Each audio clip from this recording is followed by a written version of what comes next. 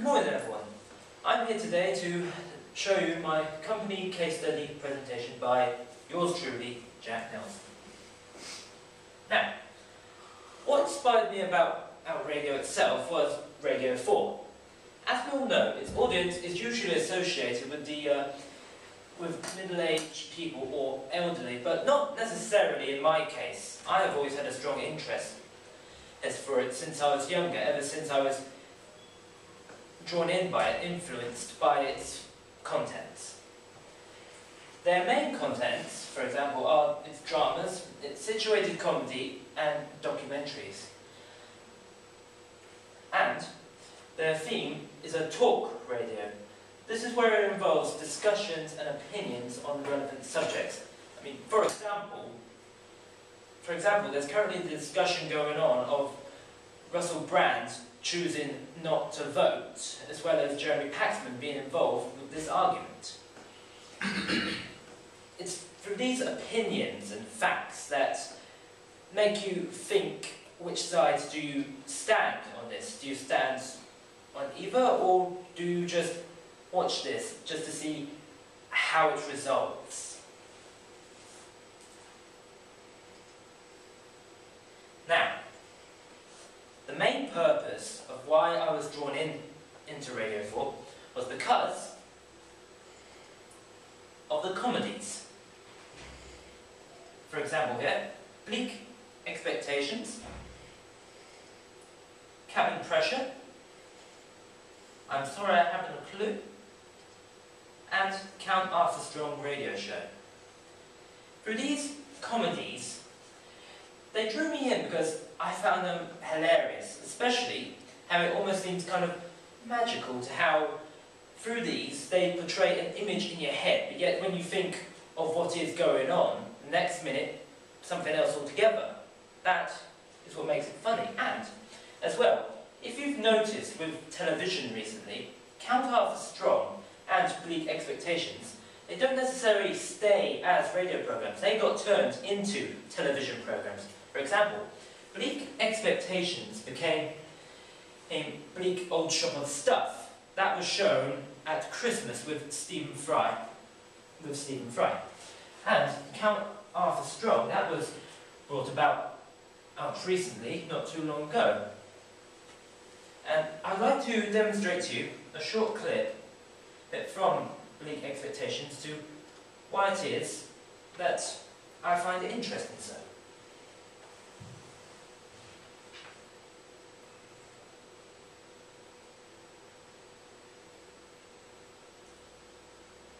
The audio might not be set up.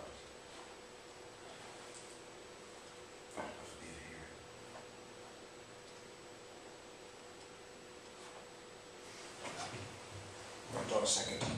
I'll stop the clock.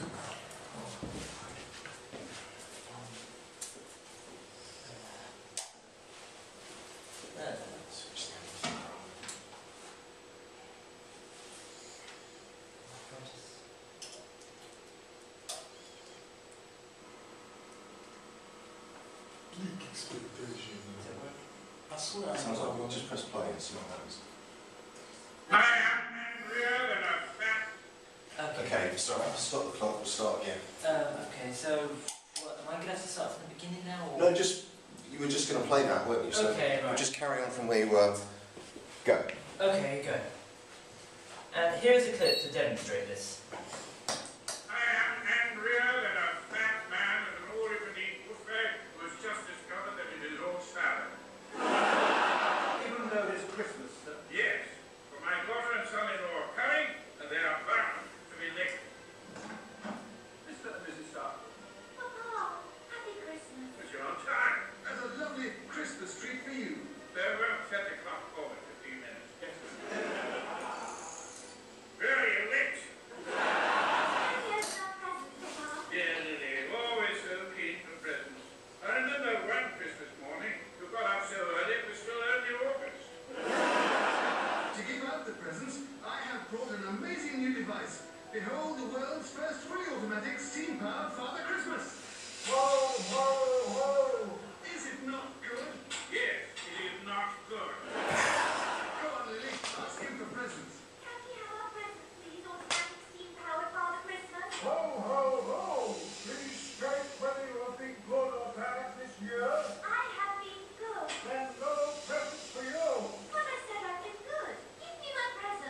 I'm sorry, Dave.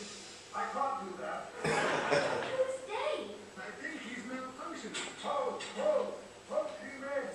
I must return to Sydney. Ho, ho, ho. And stop. He has exploded. After that, Seinfeld, and there's nothing else from Christmas back. Oh, yummy.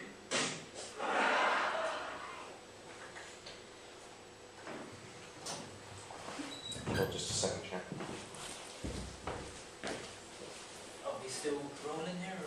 Or? No, I've stopped the clock. I'm just saying. Go on in. We'll edit it out, mate. Huh? See you, Jax. Halfway through years. Off you go. Sorry to interrupt. Okay, so I hope that from that example I can demonstrate to you why it is the comedies that have drawn me in towards Radio 4. I mean, for example, to be able to throw a joke like that and to be unexpected of what the result is what makes it hilarious. Now I come to another part of the presentation which talks about the dramas shown on it. For example, if any of you here have heard that the main soap opera they do here is The Archers. Now, this is a long run in soap opera which began in June the 2nd, 1915 and continues to this present day. It's longer than EastEnders and Coronation Street for that matter, and yet always heard via radio. Now, the dramas and comedies are created by independent radio broadcasting groups. Recently, I have been influenced by this to look up such independent groups to see what it means to be able to be part of them, but yet not work, but to be able to work as part of them, and to be able. Sorry, give myself a slightly. It's alright, just take a deep breath. Okay, so through the independent radio broadcasting groups, I have understood recently that working through them you can produce comedies or such dramas that could eventually be listened by the people at Radio 4, and henceforth they might be keen to air it upon their own radio shows during the daytime or in the evenings. Alright, now, my career action plan. First of all, my start here is to complete my university course for radio production, but at the same time I would like to learn more in the way of working towards these independent radio groups. Because I would love to be able to have that sense of being able to produce one of these comedies that can, or dramas that can portray a play in your own mind, where you just listen, but yet and you understand how the story progresses as it goes along. Also, number 2, seek a part-time experience with an independent production company.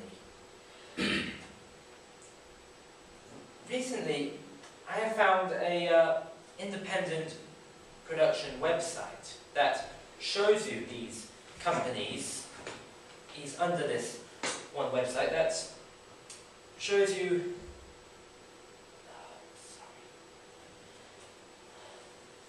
That shows you how you can get experience with them and to eventually get to where you want to go.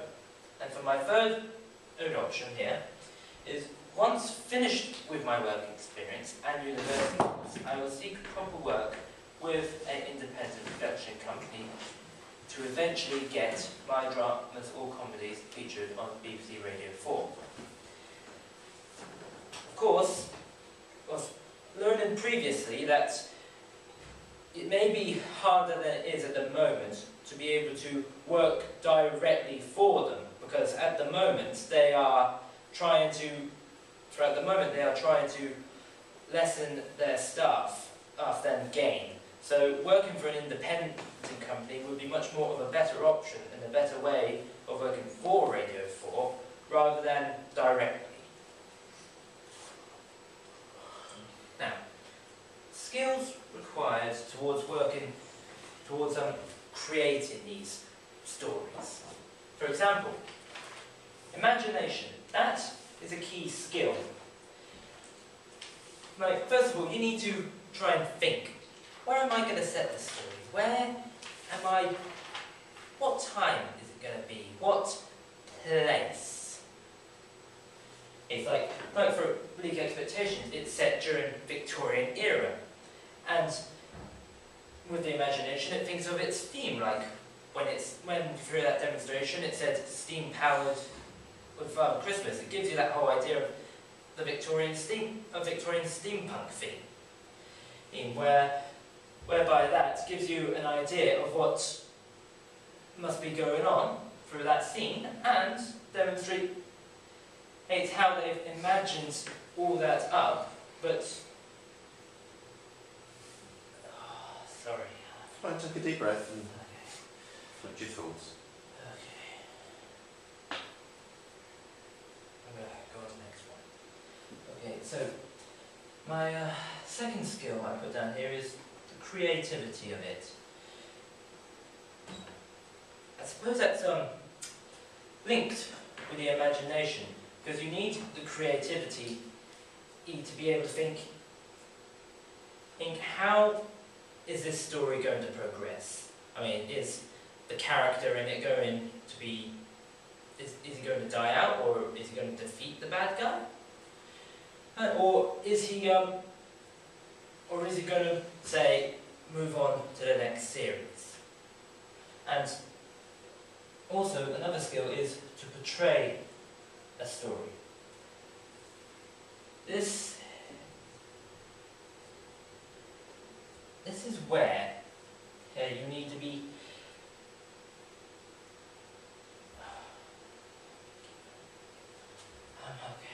This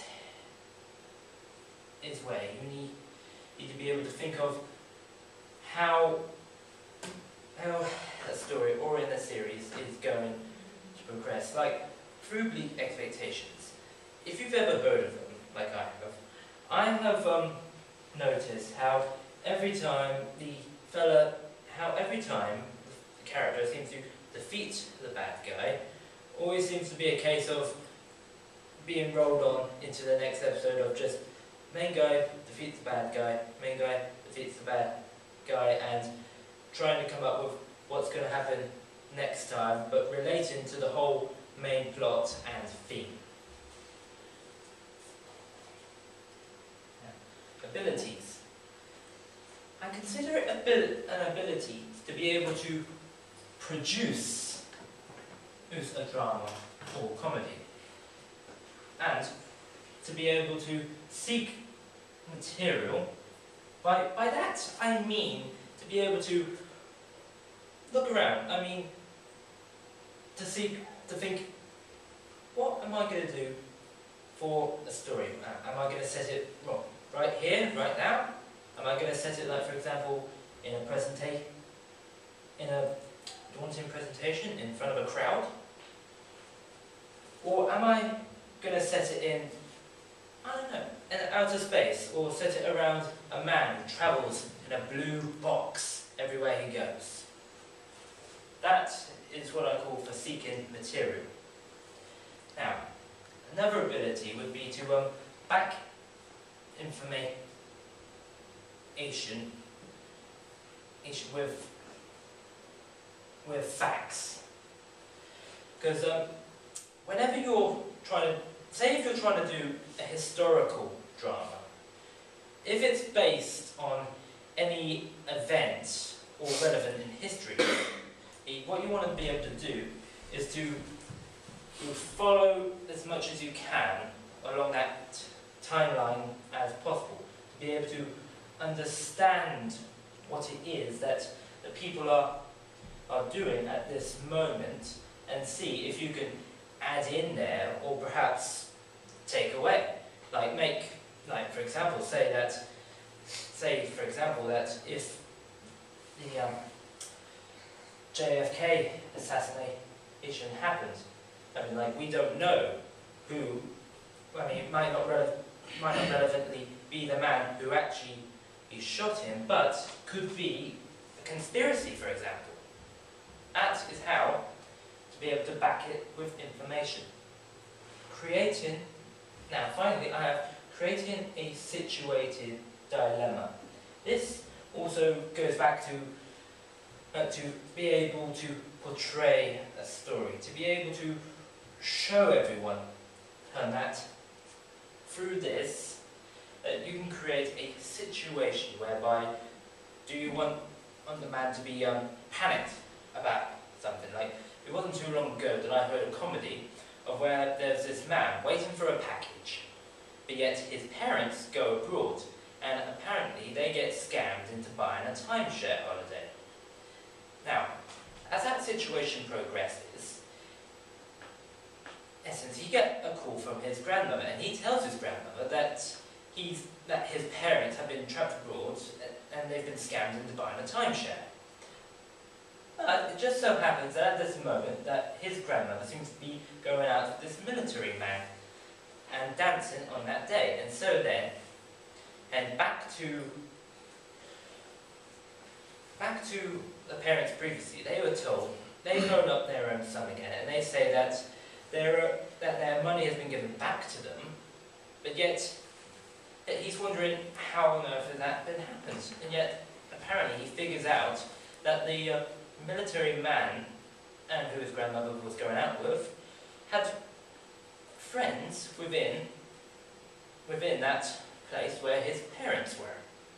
And so basically, he came to the conclusion that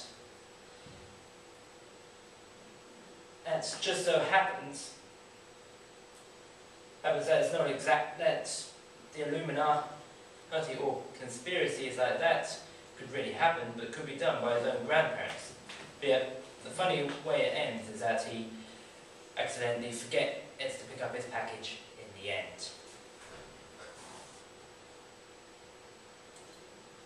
And here is the bibliography.